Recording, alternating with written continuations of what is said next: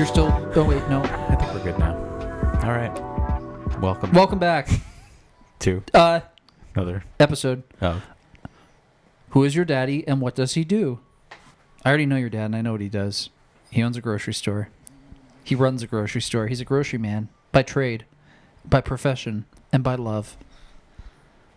Your dad loves groceries. Brought to you by Big Justice and AJ's podcast. Nope. That's we not bring the name the of, boom. That's not That's the name what of this we podcast. do. We bring the boom. We bring the boom to you. It's the Now Loading podcast with William and... Holden. Correct. I'm telling you, man, we got sponsored. I don't want to get sponsored. I don't Why want not? anybody to listen to this ever. That's sad. Let's leave our digital footprint and I think we call it a day. I think we have a good podcast. I think so too. I think it's a fun one. I think it's cool. I like talking. I've always wanted to make video game related content, and I hated video editing, so this was the best option because I like audio editing. It's fantastic. Yeah. It's my favorite Yeah. type of editing. How have you been, William? Oh, I'm okay. What's new with you? It's been like 3 months. It has been. So this is, my least favorite time of year. I hate the cold. I miss the sun. I miss skateboarding. I miss warm weather. I miss t-shirts and shorts. I hate the cold, and I hate winter, and I really want it to be warm again. How have you Warm is been? nice. I've been well. I've been very well. That's I've good. been hunkered down in my bunker. It's been nice. That's I good. hate leaving the house. This time of year especially.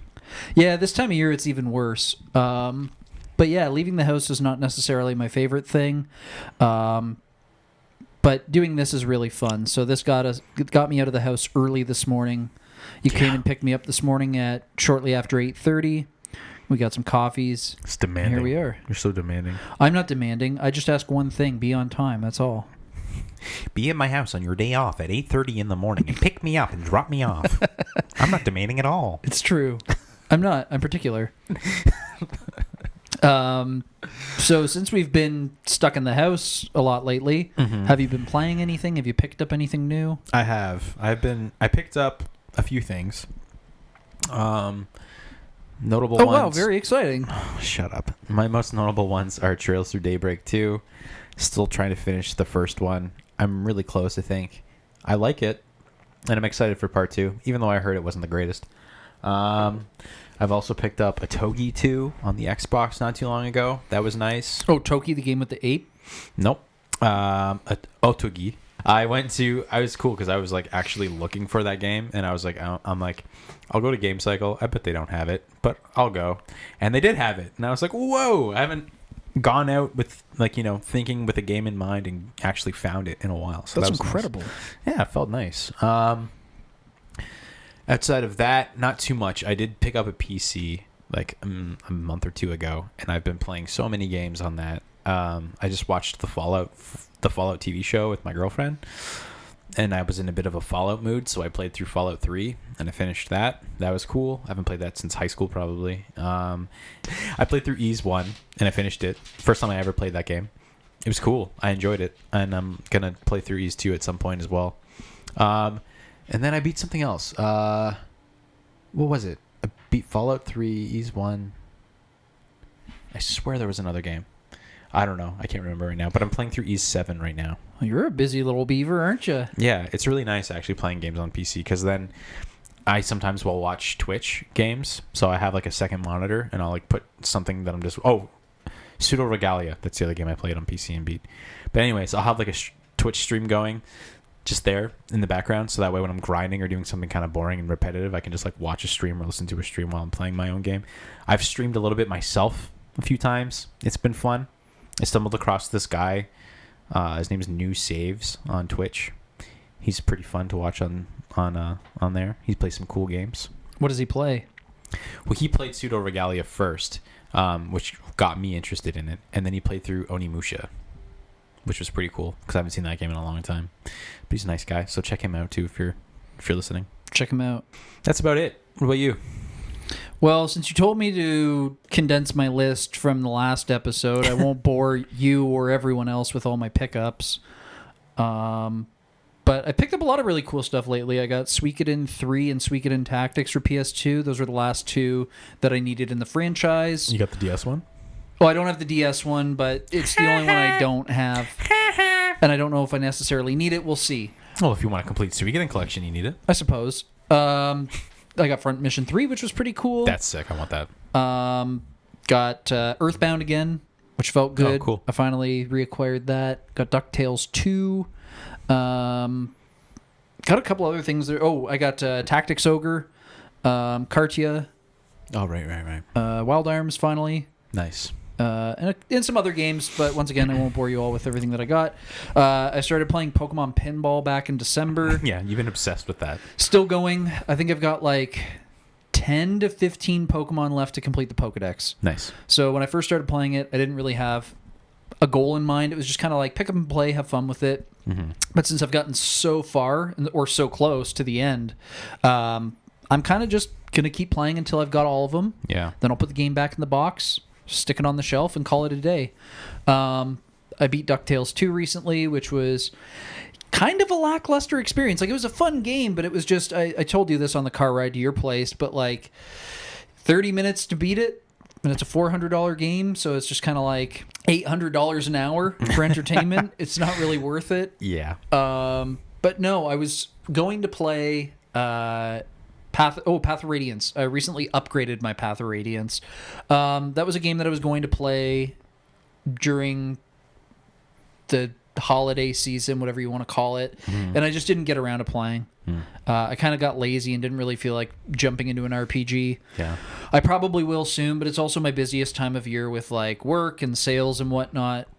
Winter's always busy, so I haven't had a whole lot of time to play, but what I have played has been fun. So looking forward to having some time to play in the coming months. And I've got such an extensive backlog right now that I'm sure I'll get around to playing some more stuff soon. Yeah, I haven't heard you talk about playing through like just a standard RPG in a while. Like, you've gone through this like strategy RPG kick for a long time, but I haven't heard you like talk about playing just like a normal turn-based JRPG in a while. It's been a long time, and quite frankly, like I said, this is my busiest time of year with like video game sales and whatnot. So generally, when it's a busy time of year for sales, Yeah. I have less time to play. So my kind of ideal time when I get to play is in the summer. That's Okay. when I get to kind of take a break from everything and just focus on playing, because that's usually when people are at their cottages or away on vacation. So that's my time to play. So I anticipate that I'll probably take off a month or two in the summer just to like sit back and play, as opposed Nice. to focusing on selling. Which one do you want to get into next? Like, There's so many at this point that it's kind of like my head is spinning. yeah. I should probably play Suikoden 2 next, because having recently acquired, some of the other games in the series that I needed, I'd like to play through all of them sooner than later. Yeah. And so I feel like I need to play through 2 soon. Final Fantasy 9 was something that I really wanted to play through last year and just didn't. That'd be cool. I feel like I owe it to myself to play that. I still haven't played Star Ocean, so I'd like to do that. You can skip that. I mean, there's so many that I've acquired that I'd love to play through, but Sorry, keep going. No, that's fine. There's so many that I'd like to play through, but realistically, I think probably those 3 is my main ones, and I'd like to throw Wild Arms in the mix as well. I was gonna say I'd be really interested to see what you think of Wild Arms. I'm probably gonna love it, and like I've got 3 as well. Yeah. I don't have 2. I've heard like very differing opinions about 2. I've heard some people say they love it, like Eric Landon RPG. He loves the game. But I know lots of other people are not big fans of it. I should still probably give it a try at some point, I think, or at least watch gameplay to kind of make an informed decision of whether or not I want to play it. Yeah. And Xenogears is another one that I'd like to play soon. Yeah. I really like Wild Arms 2. I personally like it better than Wild Arms 1, but I do like both of them. Yeah. I'm interested. I was playing Wild Arms 5 for a while. I stopped, though. It got a little boring. Oh, what was boring about it? The story wasn't keeping me all that interested. That's why I keep coming back to RPGs, right? Because I want to see what's going to happen next in the story. And the story in this was like pretty good. It's better than 4, and I'll probably finish it. I'm just taking a break, I think. Yeah, I just haven't mentally been like, I gotta go back to play it. I played it for like a solid maybe like 15 hours, and then just kind of like stopped. That's fair. Yeah. Speaking of boring, and I know that this is maybe me projecting here. A buddy of mine is playing through Atelier Ryza right now, and apparently the opening like introduction to the game was something like 13 hours, just like tutorial. Oh God, for him. The first one. I think it's the first one that he's playing. He downloaded it on the Switch. Okay. He's loving it, but I mean, 13 hours for a tutorial, basically? That seems excessive to me. Yeah, for sure. I would lose interest after probably an hour, because I just think back to Twilight Princess and how awful that intro is. Yep, that's true. And that's probably about an hour. I don't know, the sheep herding and all that stuff. It's By the terrible. time you get to the first dungeon, I pretty much consider all of that tutorial. It sucks. Yeah. I played Atelier Ryza 3, I think, whatever one was on Switch. It was okay. I did not care for the story much, and I did not care for like the crafting stuff that they do, like the potion making stuff. I feel like that's a big part of the game, right? It's a huge part of it. Yeah, I got stuck at one part in the story because I had to make a potion that I had no idea how to make, and just watched a video tutorial that showed you how to make it. Should have done the 13-hour optional tutorial. Well, this wasn't the first one. This was the third one. And there's a lot of characters where like, oh, it's good to see you again. And I'm like, I don't know what the hell this is. But I did beat that game, surprisingly. And like, I found it funny too, because it was like, the ending just like crept up on me. Like, I didn't think it was near the end game. And then all of a sudden, I was in the last dungeon. And like, right near the end boss, it was suddenly like, this is the end boss of the game. And I'm like, oh, okay. I didn't know we were getting to this point, but all right. And it just ended. And I was like, strange. Yeah. So, okay. What's today's game? Today's game is... Drum roll.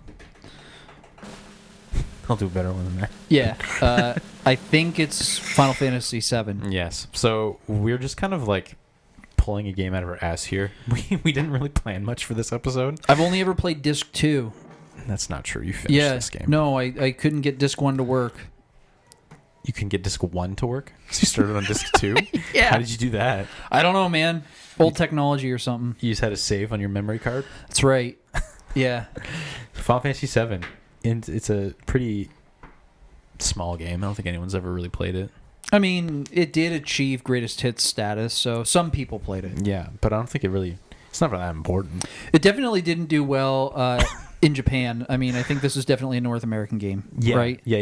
Squaresoft. So I think, they made Doom. No, that was ID. Right. ID. Squaresoft. Yep. Circle Hard. No. Okay, this is a massive game. A very, important game, a monumental game for RPGs. This made RPGs popular in the West, I would say. Yeah, one of, yeah.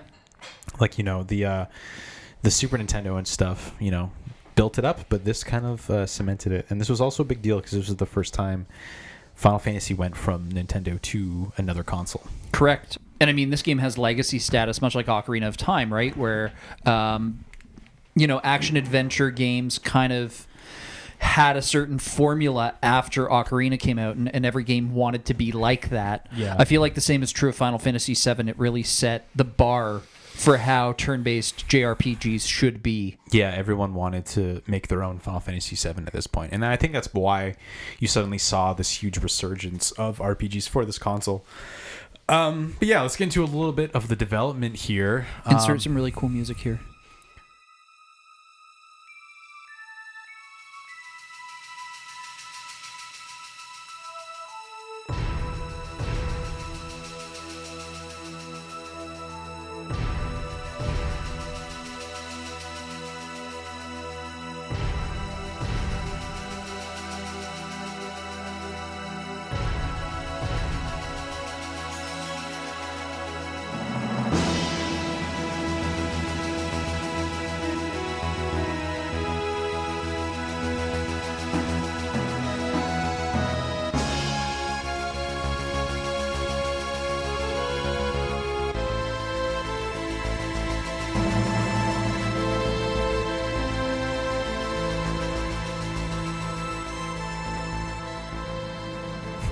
So this game was produced by Hironobu Sakaguchi, and it was directed by Yoshiniro Kitase. I think that's how you pronounce it. It's the 7th in the series. It is. This was the 4th for North America, though. Yes, it was. Yes. So people were a little confused by it, I think. By the Huh? time I got here. 1, 2, 3, 7. Where did the others go? Where's 4, 5, and 6? Oh my goodness. They may have already played a couple of those. Probably. Well, I mean, they did. They did, yes. Yeah, like we said, this was the first game to come out for this first Final Fantasy to come out on Sony consoles. Music was by Nobuo Uematsu. Came out in, when was this? 97. Yeah. January 31st, 97. Wow. In Japan. I feel like there was a significant, like the date had some significance in North America. Like it was September 7th of 97. It was 9797 or something like that. Something like that. I don't know. This game did really well. Sold a lot. Yeah. This game had like commercials on TV and stuff. And for a turn-based RPG, that was unheard of in the 90s. So pretty big deal game. This was the first Final Fantasy I ever saw as a kid. Mine as well, yeah. I don't remember how or why. It could have been old PlayStation magazines that I saw advertisements in, and that's where I got it from. Or it could have been like classmates at recess talking about it, because I know that a lot of my friends in elementary school were big gamers. Specifically two, Alan and Jacob were two guys that just knew everything about all video games. Like they just made it their lives. No, his name was Alan Bain. And Jacob Tarian. But yeah, they loved video games. They just That's cool. Yeah, they were constantly talking about them. And so if it wasn't a PlayStation magazine that I saw it in, it was definitely one of them at like recess time telling me about Final Fantasy VII. Nice. This game, I went to my buddy Nick's place. His mom worked in the city as because we lived in a small little country town that was probably about 30 minutes from London. And his mom worked in the city. She was like a truck driver at the time, I think. And he would always, he had a computer, like a PC in his bedroom. So he'd find out about all these. Wow, here. Yeah. So he had access to all of this information, so we could see what kind of games were coming out. And when this game came out, he had asked his mom to rent it for him, and he had a modded PS1. So he would rent games, and then he'd burn copies of them, and then he could keep playing them afterwards, which was really cool at the time. And I remember one day he came over and was like, "You got to check out this game I got. It's Final Fantasy." So I came over, saw the cover, and was like, "That looks fucking cool." And when I watched gameplay footage of it, I was pretty much like, "Oh, it's Pokemon, but on a console on your TV and bigger and better," because that was my first experience to a turn-based RPG, was playing the same here. I feel like that was most kids' first foray into RPGs was playing Pokemon. Yeah, and God bless Pokemon for that. Yeah, and I mean because I didn't know what an RPG even was. I was kind of just I just saw the combat and was like, "Oh, that's what it's similar to. That's cool." Have you ever seen that photo of the Beatles where they're all standing wearing a T-shirt with their initial on it and it spells out JRPG? It's hilarious. I have not seen the Beatles. They're the real OGs of JRPG. I did not know that. Did you ever see Ringo Starr's MS Paint art? No, I don't think I have. You'll have to show me after this. It's pretty good. I think I want to record your reaction to that later. Okay, we'll do it at the end of the episode. Okay, so yeah, that's pretty much the little development and little history on that game. So let's get into the plot.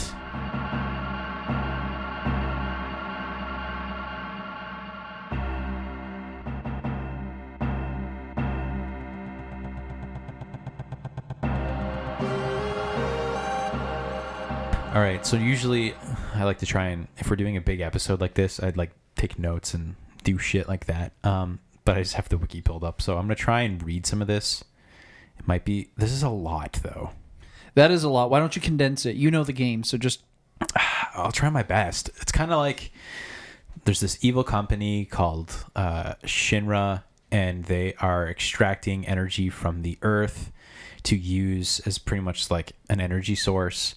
There is a army that works for Shinra called Soldier. That's who our protagonist Cloud works for. He left Soldier though because they were evil and whatever. And now he's fighting back against Shinra. He had a war hero named Sephiroth who goes insane and destroys his home village. That he's ultimately trying to get. There's this girl named Aerith. She is part of this ancient race called Ancients, who does something with the energy. She's got some sort of connection to the energy of the planet, that the Mako energy that Shinra's extracting. She's connected to that somehow. She's being observed by Shinra and like wanting to be captured to have experiments done on her, I think. And Cloud kind of protects her through that. Basically, it turns into a typical RPG of good versus evil, and Cloud meeting other members of a party and trying to take down Sephiroth and Shinra. I think you did a really good job explaining it, because it can kind of be a convoluted storyline, especially when you have Genova kind of enter as well, right? Yeah. That's where things really start to get kind of hairy, because it can get kind of confusing with the whole, how certain people are tied to Genova by having her DNA inside of them. Yes. And then it can also be kind of confusing with like the whole subplot of Cloud's memory of how everything transpired, right? Mm-hmm. So, and then there's a ton of other side stuff too, with like Vincent and Hojo and all that other stuff. So this game is a big story, and I think that was pretty. I mean, it's on 3 discs, right? Like that's how. The first time I played it, which is the only time I've played it, I put 50 hours into this game. Like it's not short. No, but it's a fantastic story. I think this is the first time we've ever seen this much plot go into a game too. Like Final Fantasy VI and all that stuff had a lot of story going into it, but this has so many different layers to it. Yeah, I would agree with you. I think in terms of like hour-to-hour play, Final Fantasy VI and 7 are probably on par with each other for length. Yeah. But I do think that 7 probably has a little more story and involvement. It's a bigger lore, I think. It definitely is. Yeah. So yeah, pretty good story. I really liked it. There's times where it's a little convoluted and hard to understand, like the sequence where Cloud is trying to remember his memories. Yeah. That part kind of confused the hell out of me. Like the wheelchair part where he's like in his subconscious. Yeah. Yeah, that part's kind of confusing. Honestly, that part's kind of confusing in the remakes as well. I still appreciate it and like it, but it's kind of confusing. And then there's some sort of confusing parts as well with, once again, with the whole Genova bit and whatnot. Mm-hmm. And kind of understanding like who or what Sephiroth really is. Yeah. But overall, like I watched a ton of YouTube videos after playing through the game, just to kind of hear other people's perspective and maybe hear what they had to say about it. And I started to kind of piece things together a little bit more and have a better understanding of the story and the game. But yeah, there's a lot of layers to it. There's a lot of stuff going on. Mm-hmm. I do think that disc 1 of this game, or even just like basically the Shinra... While you're in Midgar? Yeah, sorry, Midgar. That's the word I'm thinking of. The Midgar whole section of this game, I think, is a pretty great and strong introduction to an RPG. So I don't disagree with you, but I do feel that it is the most boring aspect of the game. It's like the first 12 hours of being in Midgar in the slums. Boring? Yeah, I kind of didn't really enjoy it, actually. I stopped playing the game for quite a while because I wasn't really enjoying it. What? It wasn't until after I left Midgar that I really started to enjoy the game more. I think that's because the story starts to develop a bit more. Well, it opens after that up point and turns into an open world kind of thing. And I think that's probably what I enjoyed about it more so. I guess for me, because as a kid, right, this was the first like real RPG I ever played. If I were to just be given a giant open map and someone said a long time ago, go northeast to this town, I would have been completely lost. So I really liked how like kind of straightforward and linear that whole first section was, because it carried you through really well. And I feel like all the story points throughout that whole introduction was like really good. I like all the little bits of it. I like, going to the Shinra building and blowing it up. I like going to the slums and seeing Tifa's place. Don Corneo or whatever his name is. I liked that part. I thought that was fun, dressing up as like the girl and stuff. Yeah. Getting all the pieces for that. I thought that was really unique and clever. I have so many memories of growing up and playing through the first disc of this game so much. I never even got to disc 2 of this game until I was probably 21. Wow. I loved this game. I always loved it, but I always would get to the open world part and I would get bored of it. That was like, it's funny actually thinking about it now, because I was kind of like the opposite of your experience. I'd always do like the Red 13 bit, and then I just kind of get lost and stop playing. Maybe I'd get to the gold saucer, but that'd be like the farthest I've ever gotten. And then I mean, Cosmo Canyon is really cool. It is cool, yeah. But since then I have gone through and finished the whole thing, thankfully. Anything else about the plot you want to talk about? No, I don't think so. Yeah. Okay. Let's move on to gameplay.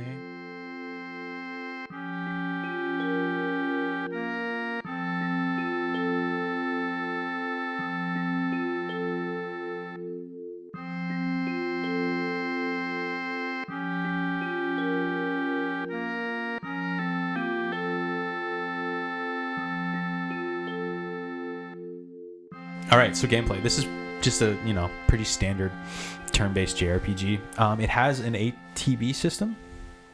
What's the acronym? ATB? Active time battle. Yes. So you have like a weight bar that has to fill up before you can make a move. Correct. And while that's filling up, they can hit you. Mm-hmm. Yeah, okay. So that's an ATB system. Some some turn-based games, like you can go, but they can't hit you until you've made your move. This one's an active one, so they can hit you. Which I don't know if I like that as much as I like just a traditional turn-based. I would prefer a traditional turn-based over that. But hey, whatever. It works for this game, so it's fine. Like, how many times have you, in the Sephiroth fight, for instance, how many times are you just, hoping you could get as many hits in before you could do his long, stupid cutscene move? God, I don't even want to talk about the long cutscene move right now. But yeah. I just prefer that my team can make every move it can before it gets to a stupid point like that. Of course. Yeah. I agree. So that's a bit of a slant against it, but not much. I think it's still a really strong game, gameplay wise. I like exploring the world. I like the different vehicles you can get for traversing around. Mm-hmm. There's chocobos. There is chocobos. There's a farm full of them. There's got to be chocobos. Did this game have any mini games too? I mean, I know it has Saucer, but it has all those, but this one didn't have a card game or anything, right? No, not well. If it did, it was at the Saucer. But aside from that, I can't think of any card games. Okay, there is a card game introduced in the remake. Oh, cool! Called Queen's Blood. I was freaking obsessed with it. How do you play it? I can't remember. If I got to look at it, I could probably figure it out. But basically, you have monsters with different 4 different number values, and you have to take control over the board pretty much. And I forget how exactly it works, but I was obsessed with it. I played every single side quest that involved Queen's Blood, and I tried to get every single card that you could get. And I've never been into a card game as a mini game in a Final Fantasy game, because 8 and 9 both have it, and I didn't care about either of those. Interesting. Yeah. I really want them to make an app so I can keep playing it. Yeah, that makes sense. Going back to the whole combat for a moment, this had the limit break system, which I thought was super cool as well. No Final Fantasy game before it had limit breaks. Limit breaks are awesome. For those who don't know what a limit break is, forgive me, it's been a while since I played. After you get hit X amount of times, your meter builds up. Yeah, if you get damage or give damage, it still goes up either way. So your meter goes up, and eventually, when your meter maxes out, you can do a special move called a limit break. Over time, you can learn new limit breaks that become stronger and better. I didn't realize until the end of the game how you changed them out. Oh, no. So I played the game with basically everybody's I think it's the first 3 limit breaks is what you can switch out until you go into the system to actually switch it out. Yeah. So I didn't get to use all the really cool limit breaks. But I thought that system was really, really cool. I enjoyed it quite a bit, and the animations were sweet as well. Yeah. Specifically with Vincent's, where he turns into a werewolf and stuff, and it's kind of wild. Yeah, it's cool. I guess they didn't. No, there were still limit breaks in Final Fantasy 8 and 9. I think. Never mind, scratch that. They had that. They continued that for a while. Because it's in 10 as well. I think 12 is probably where they stopped it. But that was a system that got introduced with this one. And then, they stuck with it for a long time. The materia system is one of the coolest things, I think, with this game. This was one of the RPGs where classes weren't really a thing anymore. Which I'm so thankful for, because I really don't love... staunch gameplay where it's here's your white mage, here's your black mage, here's your fighter. I like being able to switch things out.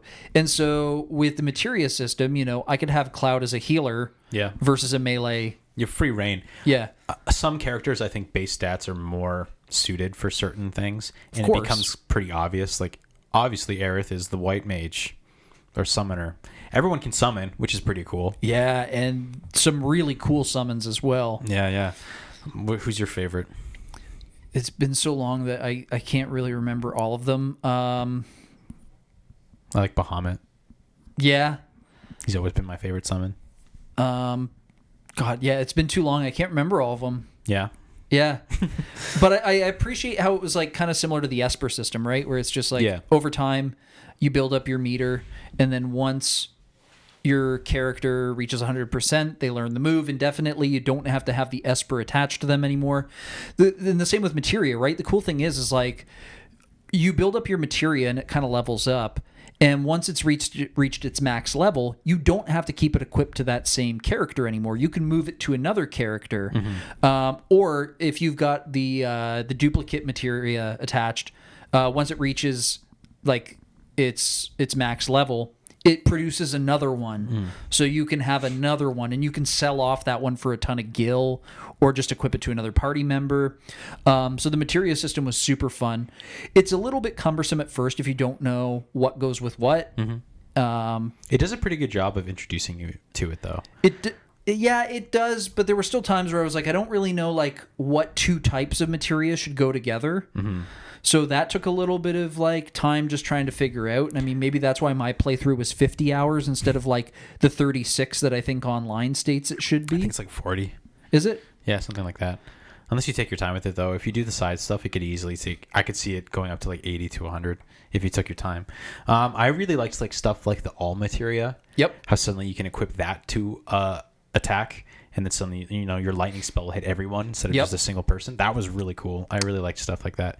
The materia system is really strong. I think it's something that...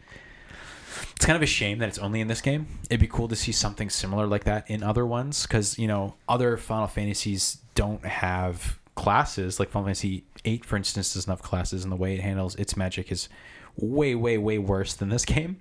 So it would be nice to see this come back in some form or fashion. I mean, I guess you kind of see it come back with the remake, but it's different. But yeah, it worked really well for the time, and I really enjoyed it. Yeah, it's definitely one of a kind. And I mean, I think that's why this game generally is pretty high on people's Final Fantasy tier lists. Yeah, there's just a lot of customization you can do there, which is fun. Anything else you want to say about gameplay? Not off the top of my head. I mean, it's pretty standard for a JRPG. Yeah, it is. We'll move on to graphics.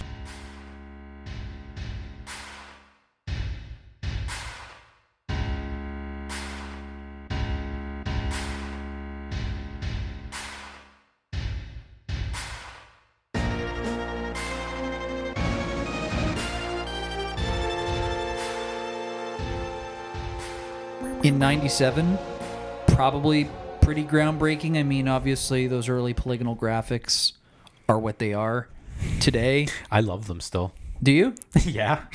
I think it looks not good. Don't get me wrong. I don't see Cloud Sprite and think that's groundbreaking. But I look at it and I think that's my childhood. Well, that's the thing, right? Like when you play Earthbound, for example, you pop that in. That's an RPG that came out in I think 95. Yeah. And it looks jarring when you first start playing it. You're like, this looks like an NES game. Yeah. And when you play Final Fantasy VII, you're like, my God, this looks pretty bad at first. Mm-hmm. But you grow accustomed to it. You don't really care. And quite frankly, the style and or graphics don't necessarily always mean a lot to me. I don't care. Me neither. It's the story. It's the gameplay itself. Yeah. I mean, if everything was a really horrible color palette, really blocky, and you can't really tell where you're going or what you're doing, that's a different story. But Final Fantasy VII has nice backgrounds and whatnot. Love the backgrounds. So it makes it a lot easier that the sprites are a little bit, they're what they are. They're clunky. And I think the reasoning for that, this was the time when we were getting into 3D graphics, and polygonal graphics were king. Even if they looked like shit, to sell well, your game needed to have polygonal graphics. So they just kind of put it in wherever they could. They could have changed that and had something like hand-drawn sprites similar to Xenogears or something, and that would have aged a million times better. But they didn't. So we're stuck with that. But I whatever. mean, this was also 97, though. I don't think that was really that big of a thing back then. I feel like it was a couple years after the fact that What's that? the hand-drawn stuff was kind of more popular.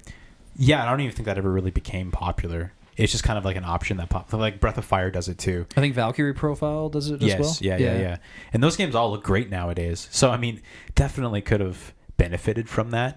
But that's not even, I don't know. They just kind of stuck with polygonal sprites and pre-rendered backgrounds. And they did that throughout all of them. Like even 8 and 9 both do that. And 9 looks really good. Yeah. They just took a while to, actually it was only 3 years. It was 3 years, yeah, 2000. So they did a lot of progress in those 3 years. The battle sprites look a little bit better, I will say that, than the just regular gameplay sprites, and the cutscenes look really good for the time. I agree. I remember every time a cutscene would pop up, I'd get all giddy and excited to see it. That's how I felt about when I was playing Lunar. Lunar with the cutscene. I just wish they were longer. Yeah. Yeah, maybe they'll make it. Maybe with the remake. That'd be sweet. I really, really hope so. Yeah. It would be nice if, like, at the end of the game, it was just like a half-hour long, like movie. Yeah, that'd be sick. But anyways, I like the graphics to this game. I know that they did not age well, but they're very nostalgic to me.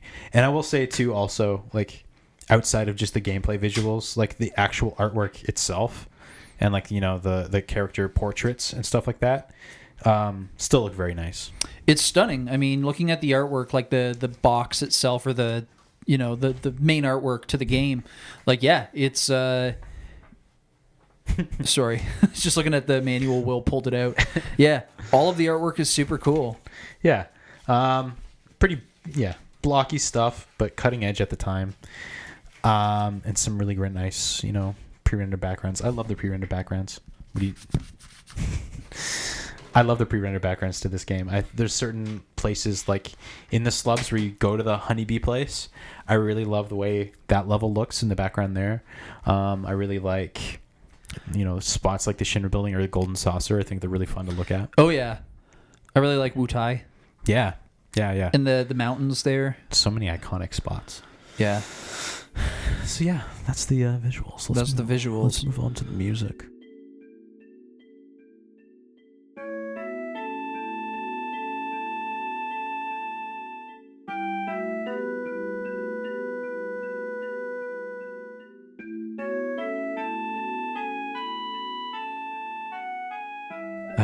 Yeah, the music.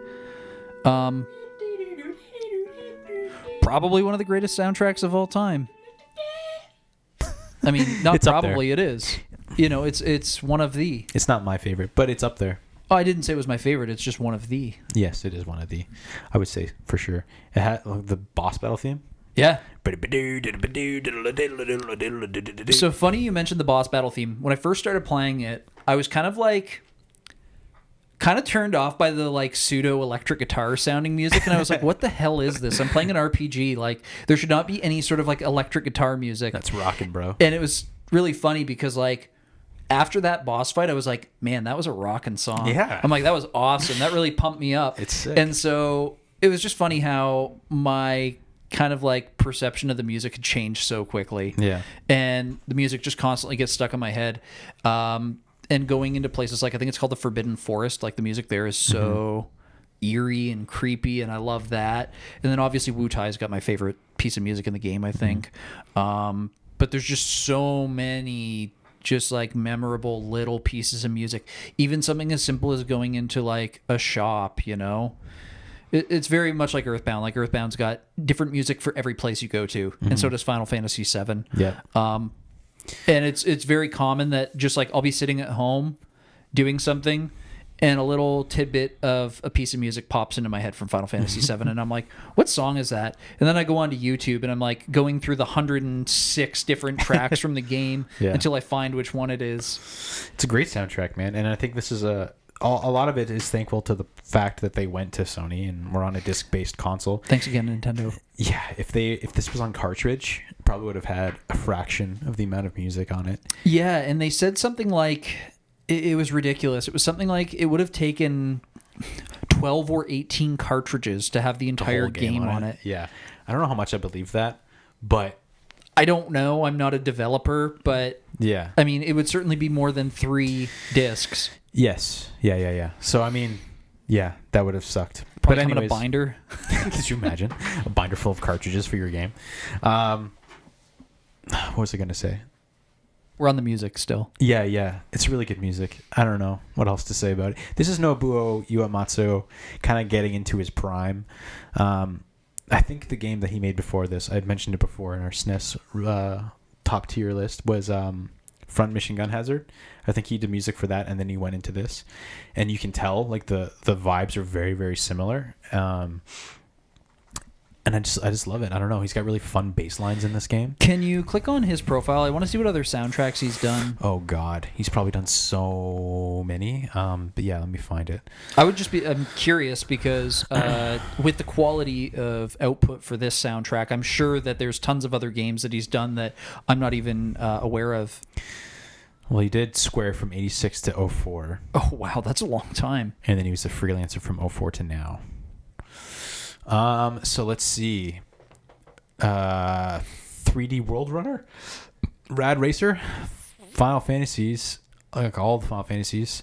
He did the Saga series, Final Fantasy Legend 2, Chrono Trigger, Front Mission Gun Hazard. There it is. He did some animes. Oh My Goddess, the movie. I never knew that. He did Final Fantasy 10, Final Fantasy 11. See, this was like around the time when he was still heavily with just Square. Yeah. For all those early years. I mean, that's such an impressive, I don't want to call it a discography, just roster of games that he did soundtracks for. And then, he went on to help out Mistwalker and stuff. So he did Blue Dragon, Lost Odyssey, The Last Story, Smash Brothers he did some songs for. Cool. All kinds of stuff, man. And he's still doing stuff today. Like he worked on the Final Fantasy VII remake soundtrack and stuff. Like, that's incredible. Yeah. He's still kicking ass. Well, hats off to him, and thank you for what you do. He's a goofy looking dude, but he looks like he's a lot of fun. That's awesome. Yeah. What's your favorite song? Wu-Tai. How's it go? Do do do do. Do do do do. Yeah. Do do do do. Do like nice, that. Yeah, nice. It's beautiful. Beautiful composition. Sick. What's yours? We already talked about it, but mine's the I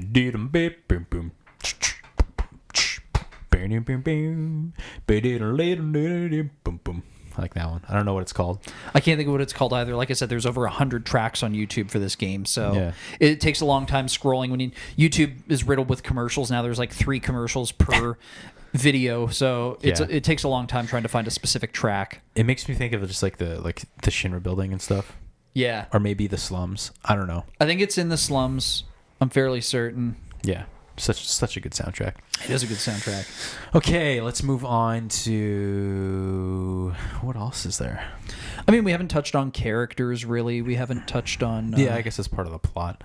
But yeah, let's move on to characters and like kind of just like our final thoughts.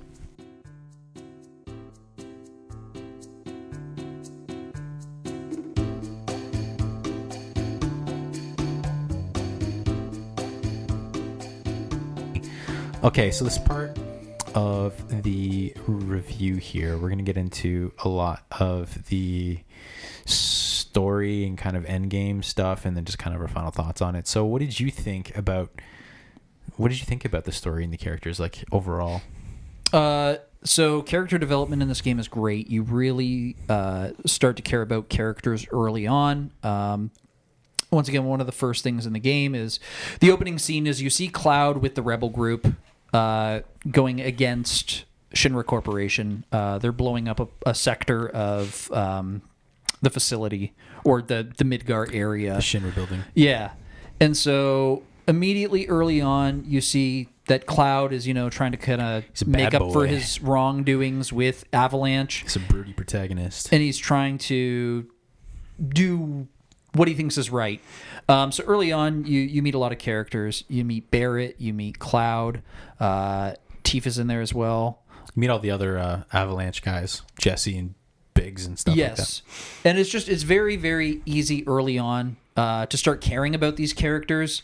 And then eventually when, Cloud falls through the church and he meets Aerith, you don't really understand how important of a character she is right away, but you can tell that she's somebody special. Mm-hmm. And it's just like Yeah, the first portion of the game, although I did state that it is kind of boring just because, and this is just my opinion, just because you are kind of restricted to a certain area, the story does start to open up. I do feel that it gets better once you leave Midgar, but in terms of character development, this game is fantastic for it. And I think that's one of the reasons why it is maybe as popular as it is, because the story really does develop quickly.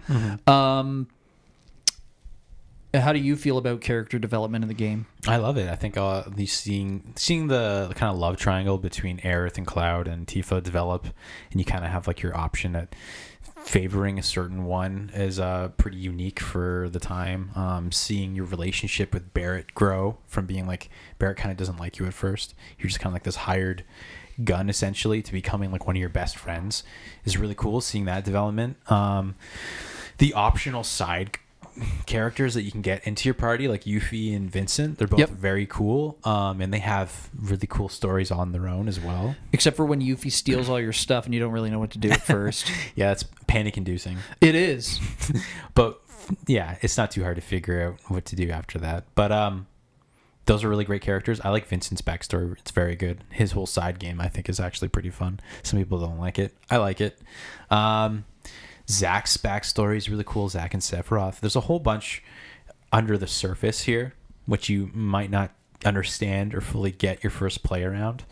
But it's totally worth it to dig into, to fully develop, because it's probably one of the best stories, I think, for this console generation. And that's what I was going to touch on again. I know I've already stated it in this episode so far, but watching all those YouTube videos after really helped kind of fully develop an understanding of everything that transpires in the game, because there are certain aspects of the game where it's very hard to kind of piece things together, right? Yeah. So I found that listening to numerous people talk about some of the sub stories or other things that were going on helps you develop a better understanding of, you know, what exactly all the Mako is and kind of like why Shinra wants it and needs it. You know, a little bit more about Genova, and I don't know if I should call her a her. Like Genova's relationship with kind of like with Sephiroth and Cloud and and Aerith, because like a lot of people have had Genova cells injected into them and basically are kind of one with Genova. Soldier, pretty much, right? What's that? All of Soldier, pretty much, right? Yeah, but it's kind of hard to understand all of it because there's certain parts in the game where I don't want to say they fall short in terms of explaining it, but it can be kind of hard to understand. And then there's definitely some other parts as well. I think it's in Rocket Town. You meet somebody. Sid? No, it's not Sid, and it might not be Rocket Town, but I think it is. There's like a little village, and you meet somebody there who, like, I think was part of like adopting Aerith or something like that. I don't remember, but there's this one little subplot where I got really confused by it. You go to this house and there's a person in there. Doesn't matter, but there's just certain little aspects of the game that can be kind of hard to understand. So by watching additional YouTube videos, I was able to have a better understanding of it. Yeah.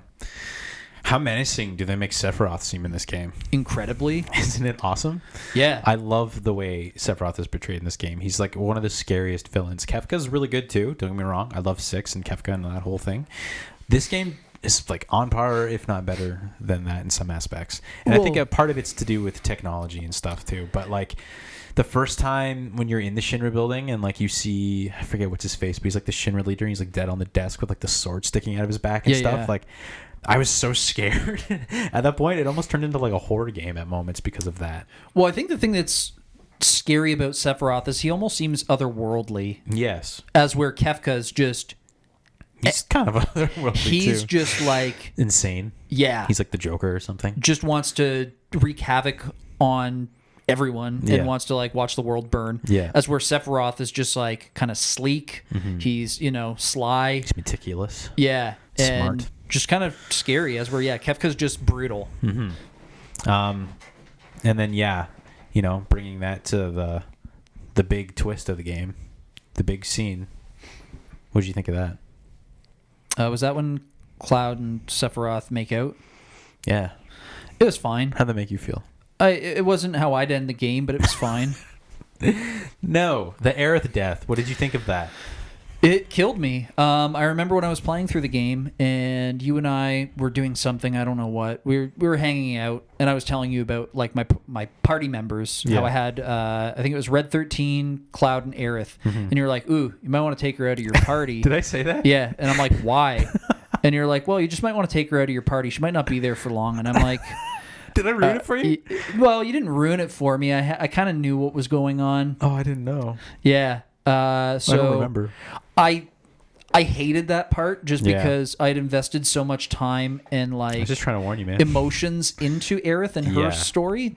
So it was pretty like devastating for me. However, by the end of the game, when she kind of gets her retribution, if you want to call it that, and Sure. she kind of like, brings the world back to its former state.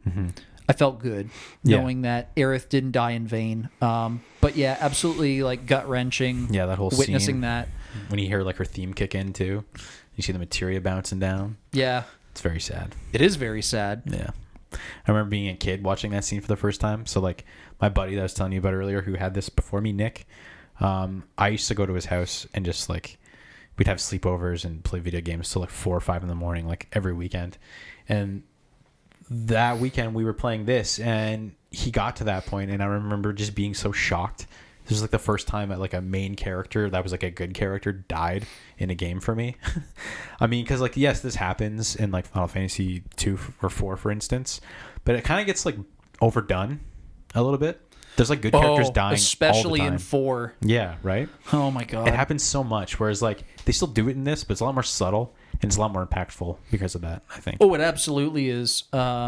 Yeah, I totally agree. Especially towards the end of the game, where it's just like the whole world is literally falling apart and crumbling. Yeah. The one town that Cloud's in when he's in the hospital, right? Like that whole town gets sucked into the earth. Yeah. And then when you have to go to the North Cave, like it's really like it's not stressful. It's just you kind of understand the importance of what you need to go do there.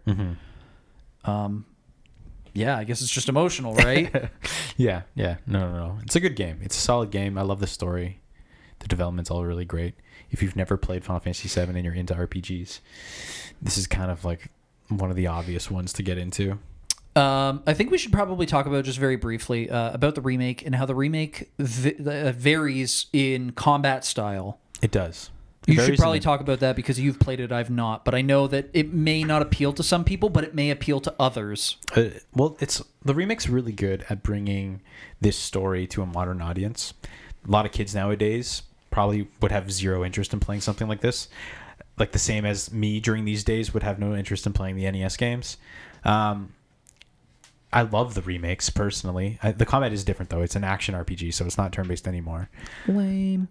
They don't do turn-based games anymore. Besides like Lame. besides Atlas, that's the only company I can think of off the top of my head that's still doing turn-based well. Dragon Quest, I guess, too. But like Persona and Metaphor do it great, and like that's about it. But sorry, not to derail the conversation here, but didn't they talk about doing Dragon Quest 12 as an action adventure style game years ago? They said that they were going to revamp the game. They didn't straight up say we're changing the combat. Okay. That's just what everyone's minds went to. Okay. We'll see. It might. I hope not. That would just ruin the franchise. Yeah. That's the thing of it, right? Like Dragon Quest is such like a staple for turn-based RPGs that I don't think they should change. And if they do, like add an action game, it should be like a side game. It shouldn't be like a straight up Dragon Quest game. I kind of like how this game, though, you can flip it to like this menu mode. So things go into like super, super slow motion and you can kind of tell your party members to do stuff, sort of like a turn-based game. So say you're fighting like a robot and, he's obviously weak to lightning attacks and Yuffie has a lightning spell. You can turn on the slow-mo mode, go to Yuffie, say use thunder on this guy, and then she'll do it when she can. So it's kind of like still has a bit of that turn-based vibe in it, but for the most part you're playing as Cloud and you're swinging your sword around and you're doing your moves and stuff like that. Just for everybody out there who's maybe not played the original or the remake, yeah, maybe this would help them decide which one sounds more appealing to them. For sure, yeah. You still have like your limit breaks and stuff too. You can still do all the same moves. Like I forget their names, Braver and stuff like that. Yeah. They still all look like the same, just like with obviously better graphics. I loved going through certain parts of the remake and seeing Aerith's house in full 3D and being able to explore it fully. Stuff like that was just like really, really cool. Like seeing these pre-rendered backgrounds and be able to like fully like explore them in 3D was like a really kind of like mind-blowing experience. I really loved that and appreciated that. I hope they do, because Final Fantasy X is such a big one for me. Just being able to explore like Besaid Island in 3D would be amazing. Who knows? It could happen. I mean, I know that this is not necessarily pertaining to Final Fantasy VII, but Wizards of the Coast is doing a Final Fantasy set this year for Magic: The Gathering. They're doing 4 commander decks, one for Final Fantasy VI, one for 7, 10, and 14. And they're also releasing a standard set. Actually, I shouldn't say it's standard legal, but they're doing like an actual set. And it's going to span all games. Wizards of the Coast 2 years ago did a Lord of the Rings set. And that was the best-selling Magic set, I believe, of all time, just because of the IP. That's so with Final Fantasy having a set coming out, maybe this will introduce a lot more people to the series, and maybe Squaresoft will want to do a remake of 10, because I know that 10 is like another fan favorite. Yeah, I mean, it's kind of like it depends on which, like all Final Fantasies, I think it depends what console you're starting on, right? Like if... I don't know anybody who loves 2 or 3. 6, you mean? No, I'm talking about like OG 2 and 3. Yeah, okay, because I don't know a lot of people either. But if you grew up on the Super Nintendo, you probably like 6. If you grew up on the PS1, you probably like 7. If you grew up on the PS2, you probably like 10. It's just kind of like generational, I think. I was kind of in that weird in between era where I liked the PS1 and the PS2 a lot, and 10 was a huge one for me. I think there's been rumors for years now that they're either going to remake 10 or make a 10 Part 3. We'll see what happens. I don't know. Do you think it's too late to do something like that, or do you think that it would work out well? A 10 Part 3? Yeah. Well, they keep doing the HD remasters for 1 and 2. They're on like everything.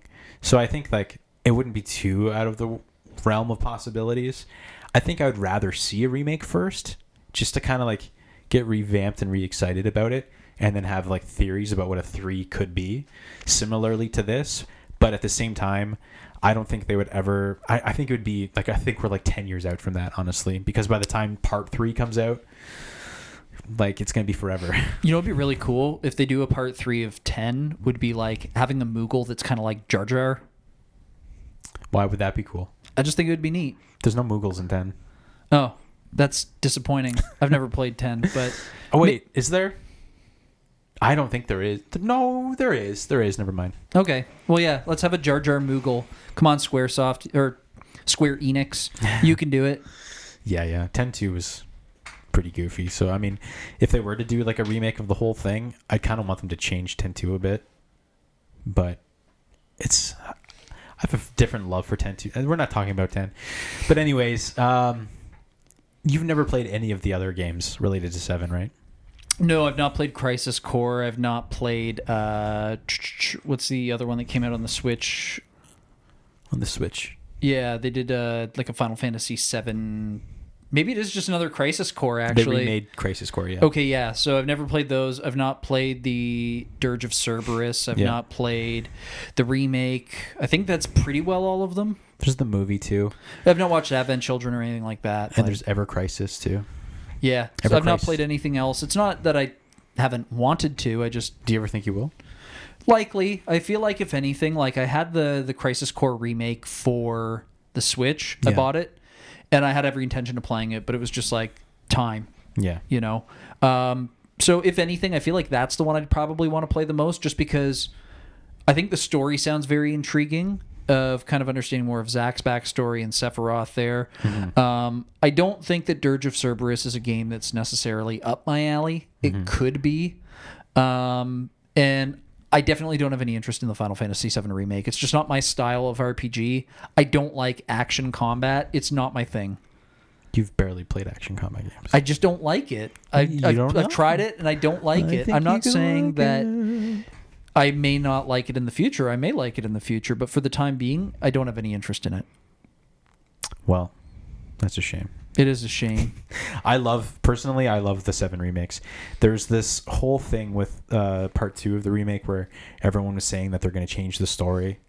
and the whole time that you're playing it, you're noticing subtle differences from the original, and you know that at the end of this, chapter of the game, it's going to lead to Aerith's death. So the overarching question is, Cloud going to save her in the end, right?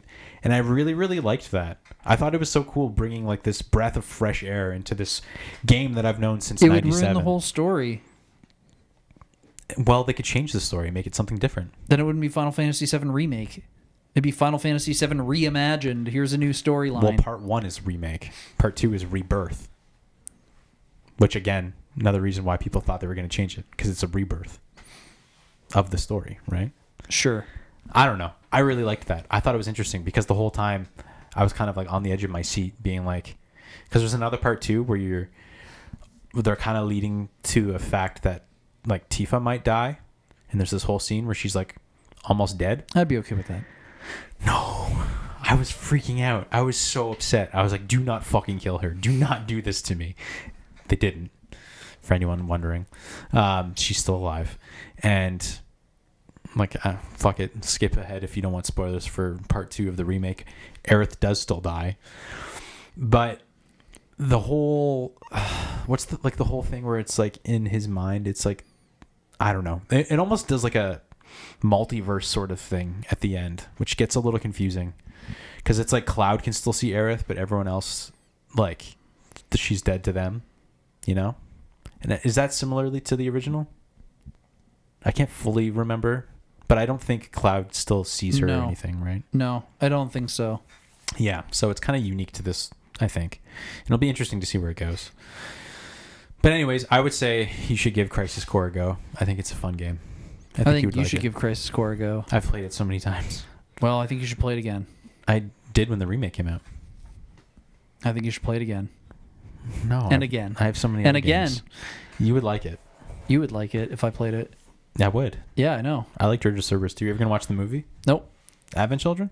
Oh, Advent Children. Yeah, I'll probably watch it at some point. I just don't have any streaming services or anything. Is it on YouTube? Maybe. I have it on UMD. Oh, wow. I'm not watching it on UMD. It's the only movie I have on UMD. Somebody posted the other day 100 copies of Deftones live in somewhere on PSP for $100. That's sick. Yeah. I would buy one copy of that. Oh, yeah, absolutely. Would I watch it? No. Like, I love Deftones, but I'm not going to watch a UMD. Come on. I would, like, hook it up to my stereo so the audio is really sick, and then you can look at it on this tiny little screen. My God. That'd be awesome. Ridiculous. Maybe you can get it installed in your iPad in your car. It's not an iPad. Oh. It's not. What do you think? I drive a fucking Tesla? I don't know. I would never. I don't know drive a cars, Tesla. man. Fuck Teslas. It's a Honda Civic, bro. With an iPad in it. Every car has a screen in it now. That blows my mind. You could probably play Final Fantasy VII on it. I would if I could. You probably can. Probably. Yeah. So that's Final Fantasy VII, guys. That is Final Fantasy VII in a nutshell. Sure. It's one of my favorite games. It's one of my favorite games. Where does this sit in your give me really quick your Final Fantasy top 10 lists. Top 10 list? 5. I don't even think I've played 5 Final Fantasies. 3? Sure, yeah, I can do that. I've played at least 3. I don't know. It's really tough. Like, I love a lot of aspects about 6. Yeah. But I still think I love 7 a bit more than 6. Okay. So I would probably put 7 at 1. Yeah. Put 6 at 2, but just behind. Mm-hmm. And then I've really only played 4 aside from that. I mean, I've played 1, but 1 sucks, so it's never going to be anywhere near the top of my list. So yeah, I'd probably go 7, 6, 4. And you think you're going to try 9 soon? Yeah, I'd like to play 9 soon. It's just, once again, 50-hour RPGs. It takes a lot of dedication, and like there's just, certain times where I don't have time to do that sort of stuff and sit down and play games. Yeah. So I will get around to it, though. Cool. Yeah. Your top 3 Final Fantasy games real quick. 10, 8, and then 7. Interesting. Yeah. 8 is basically pure nostalgia. I understand it's kind of goofy and stupid, but I like it a lot. Well, you are kind of stupid and goofy, but Thanks. I like you a lot. Thanks, man. You're welcome. Yeah.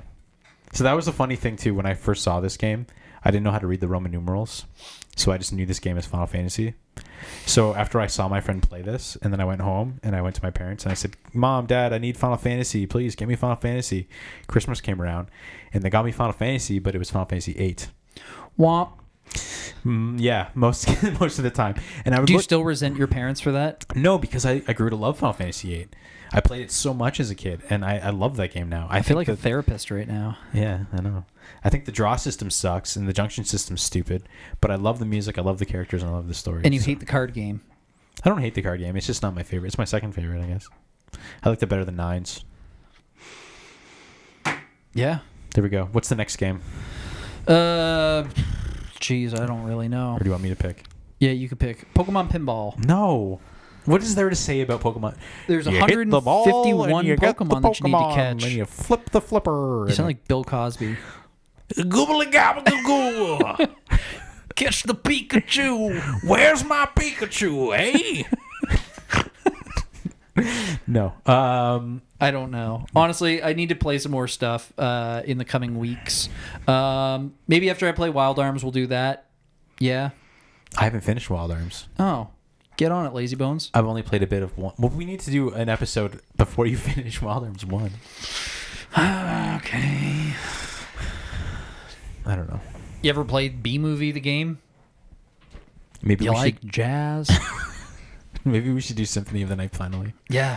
Yeah, let's do Symphony of the Night. That's a fantastic game. Okay, cool. Actually, something really funny before we go here. I recently was in an Uber talking to the Uber driver. Really, really nice guy. That's fun. he was- Anyway, see you later. He was from somewhere in South America. I don't know where he was originally from, but just super nice guy. And we were talking about video games. And he's like, I love the PlayStation 1. He's like, what are your top 3 games? Nice. And I totally forgot to say Symphony of the Night. Oh, what did you say? I think I said Suikoden. What? Final Fantasy 7. Uh-huh. And... Oh, God, I can't even remember what I said was my third one. Actually, it probably was Lunar. I Yeah. think that's probably what I said. And had I have actually, had a chance to go back, I would have taken out... Suikoden? Yeah, I probably would have taken out Suikoden and put in Symphony of the Night instead. But Suikoden is a fantastic RPG. I really love that game. I forgot you liked that game. I like it too, but I don't like it as much as you do. Yeah, I just thought it was a great game. It's pretty solid. It is solid. Yeah. Solid. Snake. Yep. Oh, we should play Metal Gear. I do have a copy that I recently got. Well, recent as in last year. Because I know that it's like lots of people's... one of their top picks for the PS1. Yeah. I've just not really played stealth games before. So, I don't know. We should play together. Okay. We could beat it in like an afternoon. Okay. We could play that. That's what Snatcher wanted to be, was Metal Gear. Snatcher wanted to be Blade Runner. Yeah. Pretty much was. Yeah. Yeah. Yeah. Yeah. Yeah. All right. Well, I'm glad that we finally got together after 6 months and were able to record a couple episodes today. So 3. This has been nice. Yeah. Wow, it's almost 1 o'clock already. I know. Incredible. I gotta get you home. I know. I gotta go home. It's almost my bedtime. Drop me off. I'm just your little chauffeur today. What? How long has this episode been? Like 5 hours. Really? No. How long? Over an hour. Wow. Yeah. That's pretty good. Cool. Pretty good. See you guys. Bye.